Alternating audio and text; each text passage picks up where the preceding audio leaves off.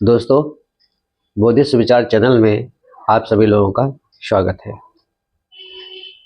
दोस्तों, आज का वीडियो बनाने के पहले थोड़ा सा हमारा जो ध्यान है वो आप लोगों का ध्यान उस तरफ ले जाना चाहते हैं कि बोधि महाविहार जो गया में है वो बौद्धों का है, लेकिन वहाँ पर ब्राह्मणों का कब्जा है, जिसके लिए आज 7 दिन हो गया बौद्ध भिक्षु वहाँ अनशन पर बैठे हुए हैं। लेकिन वहाँ की सरकार जो है कोई रिएक्शन नहीं हुआ उसका, किसी प्रकार का जो है कोई बातचीत नहीं की। वो एक दुखद बात है। साथियों, आज का वीडियो हम पुरुषोत्तम राम पर बना रहे हैं। ये आप लोग जो है ये रामायण के राम, जिन्हें हम पुरुषोत्तम कहते हैं, भगवान कहते हैं, चमत्कारी राम कहते हैं, तो राम का नाम सत्य है। अगर सत्य है तो फिर किसी ब्राह्मण के यहाँ जब कोई शुभ कार्य होता है या उनके घर में किसी बच्चे का जन्म होता है तो राम नाम सत्य क्यों नहीं कहते? कभी नहीं बोला जाता है कि राम नाम सत्य हो।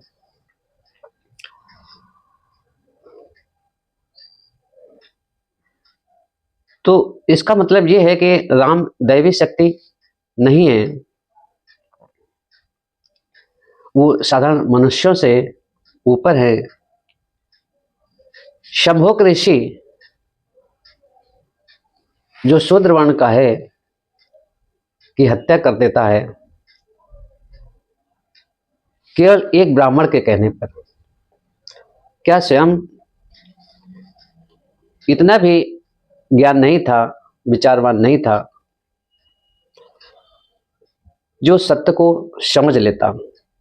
क्या सत्य है, क्या असत्य है, इसकी जानकारी उसे करनी चाहिए। आखिर शंभोक का कसूर क्या था? मन में एक प्रश्न ये उठता है कि आखिर शंभोक का क्या दोष था, क्या कसूर था? वो तो तपस्या कर रहा था, ज्ञान अर्जन कर रहा था, और ज्ञान अर्जन करने के साथ साथ ही समाज के लोगों को वो शिक्षित कर रहा था। तो इसमें गलत क्या था? क्या शिक्षा देना गलत है?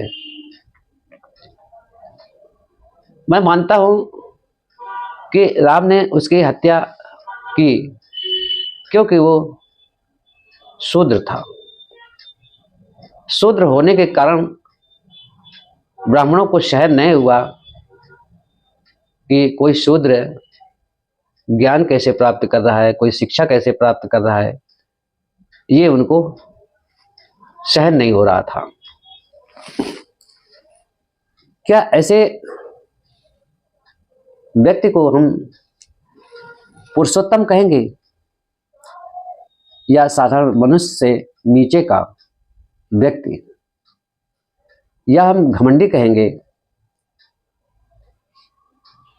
इसी तरह से उसने शूर्पणखा की नाक कटवा दी और रावण से एक मोल में बैर ले लिया। ये अनचाही लड़ाई जो उसने मोल ले ली है। शूर्पणखा तो राम से प्रेम करती थी और शादी की बात की थी, लेकिन राम ने कहा कि लक्ष्मण के पास जाओ, लक्ष्मण के कोई स्त्री नहीं है। यहाँ पर जो है राम ने झूठ बोला। फिर लक्ष्मण ने कहा कि मैं दास हूं, मैं विवाह नहीं कर सकता, राम से बात करूं, क्योंकि राम की पत्नी सीता राम से बहुत ज़्यादा उम्र की है और इस तरह से जो है उसके साथ व्यवहार किया गया। गर्भवती सीता को जंगल में भेज दिया, जबकि उस समय राम की आवश्यकता थी।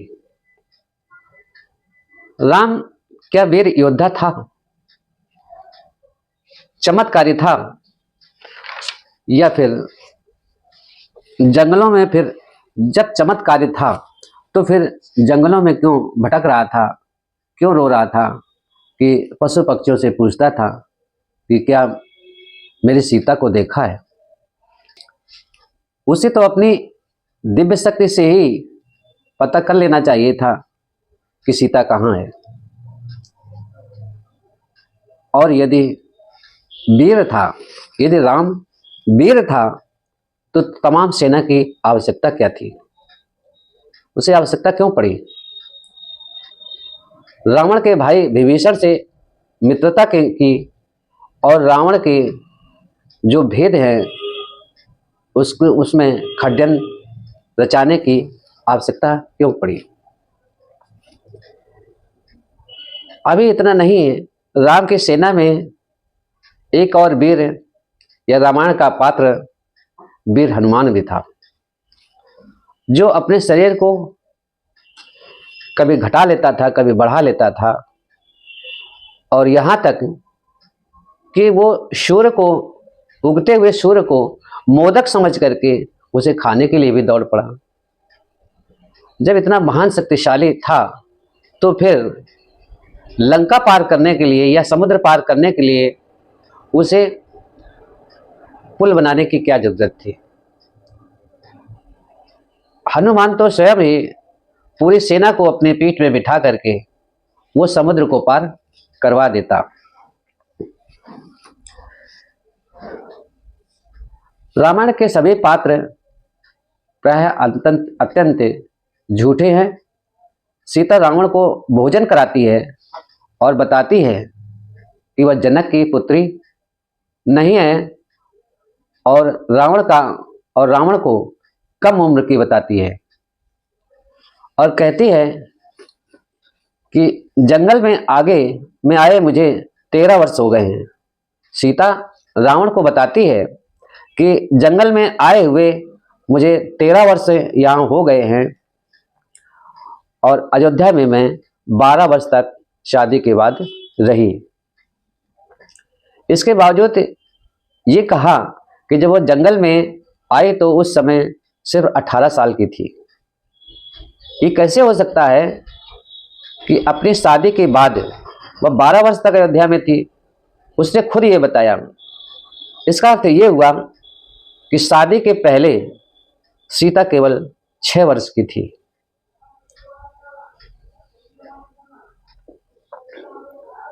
जो कि बिल्कुल सही नहीं है। कोई भी लड़की हो 6 वर्ष की अवस्था में वो शादी करने योग्य नहीं होती है।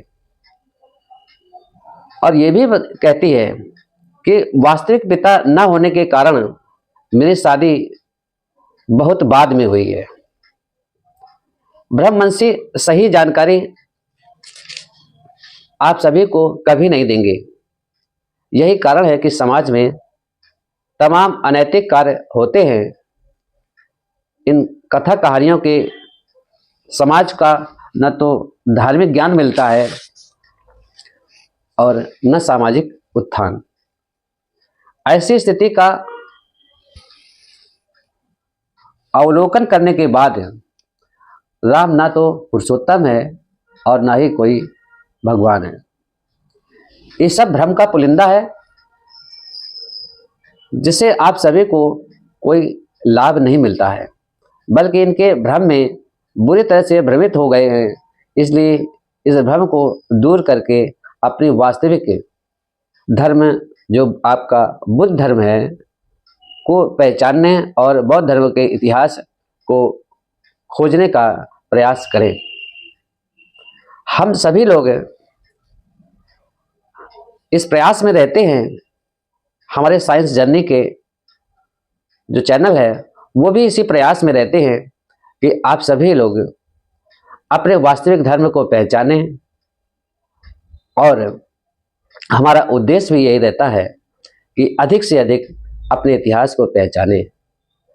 जब तक अपने इतिहास को आप पहचान नहीं पाएंगे, समझ नहीं पाएंगे, तब तक आप किसी से भी बात करना संभव नहीं होता है।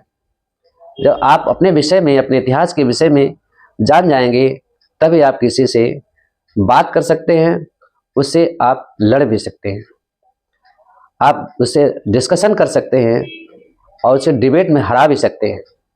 इसलिए आप लोग अपने इतिहास को पढ़ें, यही मेरा आशय है इस वीडियो को बनाने का। तो दोस्तों, इस वीडियो को सब्सक्राइब करें, लाइक करें और बेल आइकन को दबाएं, जिससे ये वीडियो आप तक पहुँचे। नमो बुद्धाय, जय भीम।